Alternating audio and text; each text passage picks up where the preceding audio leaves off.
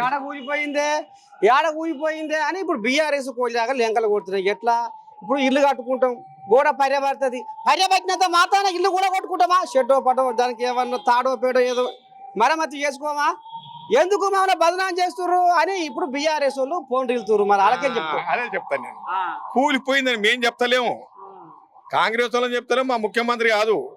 Technical గా ఇంజనీర్లు ఉంటారు చూడు, వాళ్ళే చెప్తున్నారు అడుగు పోయింది, నీళ్ళు ఇస్తే మొత్తం కొట్టకపోతుంది, ఇది మేడిగడ్డ పోతుంది, సుందిల్ల పోతుంది, అన్నారం కూడా పోతుంది. ఇన్ని డబ్బులు అప్పు తీసుకొచ్చి చేసినాం, 3 రూపాయల మితికి తెచ్చినాం. 13% ఇంట్రెస్ట్ తీసుకొచ్చి 1,00,000 కోట్లు పెట్టి కడితే అదొకటే పోయిందా? గుండ్ల పోజమ్మ కాలువ దిగిపోయా, పాలమూడు రంగారెడ్డి లిఫ్ట్ దిగిపోయా, కలువ కుర్తి పంప్ సెట్ ఉంటాయి కదా అవన్నీ బ్లాస్ట్ అయిపోయా. ఏది చక్కగా ఉంది? నువ్వు కట్టింది ఏదైనా ఉందా ఇప్పటి వరకు? మరి ఇప్పుడు నువ్వే అన్నావు 8 లక్షల కోట్ల పైసలకు అప్పు చేసిండు, కొప్పు పెట్టినని అంటున్నావు. ఏం చేయలేదా ఆయన? లొట్టలు వేసుకుంటా మింగిండా అదపై?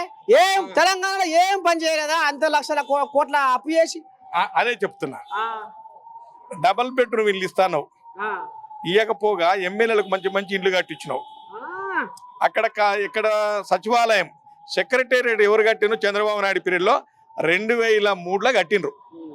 2003లో కడితే పట్టుమని 20 ఏళ్ళు కాలే. మంచిగా ఉన్న బిల్డింగ్ ఎందుకు కూలగొట్టినావు? 1600 కోట్లు ఎందుకు ఖర్చు పెట్టినావు? అదే కాకుండా ఇక్కడ ఎమ్మెల్యేలకు MS1 MS2 అని 2 బ్లాకులు ఉన్నాయి, 294 మంది ఎమ్మెల్యేలకు ఇండ్లు ఉన్నాయి.